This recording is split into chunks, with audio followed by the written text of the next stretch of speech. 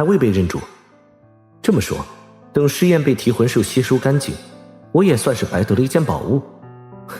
没想到佛门的功法没有得到，倒是先得到了一件佛门至宝。真想看这舍利子所画的金刚罩到底有什么神妙。不是舍利子，是金刚舍利。大部分的舍利子都是白色的居多，其他颜色居少，只有金色舍利子才可称之为金刚舍利，算是舍利子中非常罕见的一种类型。凡是炼化出这种舍利子的修佛者，基本上都会在佛门中担任金刚护法之职，有着极其特殊的地位，大概和其他宗门执法长老的地位差不多。这么说，这种舍利子所画的护罩应该比你以前见到的还要厉害。应该是吧，毕竟金刚舍利的名声在佛门中也是大名鼎鼎的。不过我也没有真比较过，无从说起的。大眼神君的声音有些迟疑，不太肯定。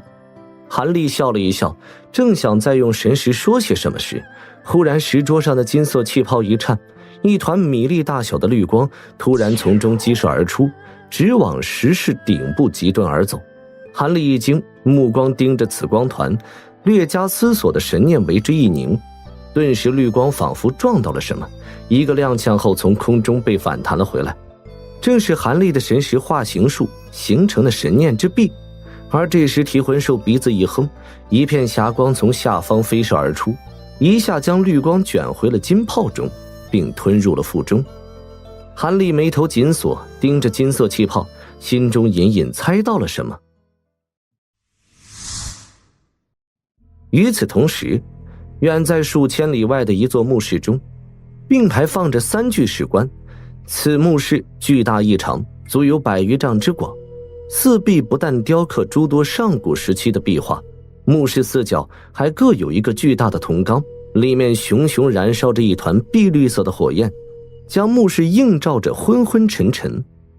突然，左边的一具石棺中传出了一声痛楚，接着砰的一声巨响，厚厚的棺盖竟然直接飞出了数丈之高，然后重重落下。黑气缭绕，一个高大人影蓦然从石棺中站了起来。王儿，出了什么事情？为何如此生气？石棺的中间却传出了一个中年男子的声音，浑厚低沉，不怒自威的样子。我的一分神没了。那黑气中的高大人影传出几声低吼后，用鹦鹉学舌般的口气结结巴巴地说道：分神没了，是哪个派出去的化身被谁看出来收走了吧？哼，没关系，这又不是什么大不了的事情。这点分神啊，只要继续修炼，你父王传给你的冥河天师诀，不久就会恢复如初的，用不着这般暴怒。你的心性啊，还是无法控制自如啊。另一具较小的石棺却传出甜美异常的女子声音：可是我的金刚罩。那个高大的黑影用手捶打自己的前胸2下，仍然左顾右盼的哼哼。金刚罩就是那件我上一次苏醒时击杀的那个老和尚用其舍利炼化的金刚罩吗？我不是早就帮你炼化了大半交给你了吗？怎么到现在还未认主炼化掉？黑气中的人影一听此话，有些惊慌，一时竟不知说什么好。大王，这件事情不怪王儿，王儿和我说过此事的。小些的石棺也发出嘎吱一声轻响，棺盖被挪移了开来，坐起一个婀娜曼妙的身影出来，只是目视昏暗异常，无法看清楚此女的面容。到底怎么回事？爱妃，你给我说清楚一下吧。那件金刚罩可是一件难得的至宝，我看王儿法力尚浅，才交给他护身用的，否则本王早就自己炼化用了。数年前，大王在沉睡的期间，王儿单独将自己的分穴移至了地面之上，准备借助月华之力炼化完此宝，好进行认主仪式的。但是谁知道，竟然不知道从何处闯进来一群外界的修士。因为当时王儿正在运功，需要吸收月华之力，所以大部分禁制都未曾开启。结果显然让这群人闯进了王儿的主室之中。王儿无奈之下，只好暂时中断了修炼，并让那些没有灵智的蠢物出手解决了这群人。但是有一个人倒也机灵得很，竟然看出了王儿的尸王身份，立刻跪地求饶，并愿意接受禁制以求活命。王儿看那人倒也机灵，就下了禁制，收下了此人。这些和金刚舍利有什么关系？大王息怒，关键是那人给王儿出了主意，说可以不费吹灰之力就可以收取外界修士的元神，不用我们再派手下私下辛苦的搜寻了。哦，有这种方法，说来听听。其实很简单，那人让王儿交付一件稀奇古怪的宝物给他，然后在里面暗藏一缕神念进去，然后他就会将此物卖给其他落单的散修，并设计引诱他们主动到王儿的古墓来。他们若是来了，自然是死路一条，但若是不来，王儿的分神也会在合适时机催动宝物中暗藏的禁制，将那人灭杀，同样卷着此人的元神飞回古墓的。不过这样宝物首先必须是世件罕见，而且藏进王儿的分神和尸火还不能有丝毫时期外露迹象才可，否则就弄巧成拙了。下面不用说了，肯定王儿将那件还未炼化认主完的金刚罩交给了此人，也只有此宝上的舍利佛性可以掩盖王儿的尸气了。不错，的确是像大王想的那样，因为认主完毕后，即使是金刚罩也无法掩饰尸气了，而王儿当时练功又急需大量的修士精魂，也就冒险将此物交给了这个人。不过我特意叮嘱过此人，让其不得招惹修为结丹以上的修士，以防被人瞅出了破绽。先前几年倒也陆陆续续有不少人主动送上门来，倒也没有出现任何差错，但这一次看来那人没有听话，以致此宝被夺，王儿的分神也受损了。回头就发动禁制，将其元神抓回来，好好拷问一番。凭这等小打小闹的勾当，能得到多少修士元神？我已让葛将军正在谋划一件事情，只要事情成了，以后就有源源不断的修士元神给我们使用，而且还不会引起那些佛道修仙者的注意。难道这就是前些年大王带着葛将军离开古墓一段时间，然后孤身返回的原因吗？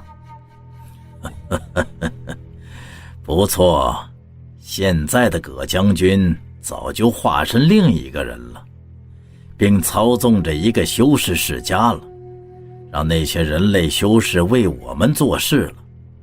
甚至为了掩饰其身份，葛将军还操纵联合其他世家，抢先灭杀了另外一个传承佛宗的人类家族。谁让他们族长竟然瞅出了一些不对劲，还想找附近佛宗门派通风报信，我就亲自出手，先灭杀了他们门内的结丹以上修士，然后再让葛将军带领人类修士轻易的就血洗了那个世家。那大王的计划到底是？这也没什么复杂的，以后你们自然知道。此办法还是上次来访的方尖山天风真君给我出的主意，他也是这般偷偷做的，并且至今安然无恙。只要小心一些，最起码今后200-300年内，我们不余再为修士元神发愁了。就算真是出事了，我们大不了拍拍屁股走人，将墓室移到他处就是。大晋除了有限的那些老怪物外，谁还能拦住本王？天风真君，这人可不是什么简单角色。他怎么会好心将自己的秘密告诉大王呢？别是另有图谋吧？图谋？哼，他当然是有图谋了，只不过动动嘴皮子，就从本王这里要去了3粒血心丸。可是妾身还是有些不太放心，方尖山双魔的名声可实在不怎么样，他别是想引诱大王离开墓室吧？要知道，我等3人元神性命均和此墓融为一体，只要不离开此墓，天下间能伤及我们的可就没有几人。爱妃此言倒也有理，不可不防的。我会在行事期间将墓室中的所有禁制全开，并在外出时多加小心的，不会让双妖知道我什么时候出墓的。大王有所提防，这就行了。其实何必大王亲自出手？有什么事情交与妾身和几位化身去办即可。毕竟只要大王安然无事，我想无论遇到何种强敌，都会给大王几分薄面的。爱妃有所不知，要实行这个计划，必须将江宁府的大世家全都掌控在手中才行。上一次为了对付那个孔老怪，因为不能损坏其尸体，我也负了一些轻伤，才没有连续出手的。因为其余2大世家虽然门内没有什么元婴修士了，但是这2家传承也不凡，有数件异宝恰好克制我等异类的。估计也是这2家背后的宗门知道本王在此，才故意派弟子在此建立世家，妄想监控本王的。现在本王1000余年都未曾出来活动，他们恐怕也早就忘了此事。本王正好出手，将他们一网打尽。等这几个宗门发现反应过来时，还不知道是多少年以后的事情了。本王早该借助人类修制的精魂，突破最后一层境界，练成天师之体了。那妾身就先一步恭喜大王了。练成了天师之体，大王就可以脱离墓室，不再受困于此了。到时候何止是本王，你2人，本王也有办法施展离魂术，将你和王儿的元神脱离墓室的。不过大王，那个金刚罩还是要找回来的，毕竟此物实在不同于一般宝物，炼化之后在短时间之内即可成为金刚不坏之身。你忘了那个老和尚祭出这颗舍利之后，虽然还未形成金刚罩，只是金光护体，就让大王发动了失火之后，花费上了3天3夜才将舍利上的金光炼尽，灭杀此僧。说是此颗舍利被炼化成金刚罩之后，恐怕威力只会更进一层的。爱妃糊涂了，这种金刚罩也只有我们万年尸王借助月华之力才可以炼化成宝罩的，人类修士想也别想此事。而天下间的万年尸王，除了本王外，就只有万妖谷的副谷主，那只万年尸熊了。人类修士敢去万妖谷吗？有那杆长树谷中的万妖幡在那里，恐怕就是10大正门和10大魔宗的都无一人敢接近此谷的。这倒也是啊，但是这等宝物对我等来说正是合用异宝，还是等查清落入何人之手中，就派人抢回此宝吧。爱妃不说，我也会派人去的。不过既然能收金刚罩中的王二分神，此人应该也不是一般之人。一等宝物有了下落，我就让2位化身一起出动的。他只要不是元婴中期以上的修士，就不会有事的。我也要去。那名黑气中的高大人影，自从中年男子和女子说话后，一直保持安静。此刻一听此话，却忽然开口：“你怎么出绝？你一身的湿气都无法收敛入身的，是个修士就能看出你的本来面目，你怎么出去？废话少说，快些入关修炼吧。男子声音一沉，不客气地训斥。那个高大人影一听此话，顿时萎靡了起来，只好伸出一只长满了绿毛的手臂，冲远处招了招后，重新躺了下来。但一对血红的双目忽然间想起了什么，闪过了一丝凶残之色。石质棺盖嗖的一声从地上自行飞射而来，重新盖上了石棺。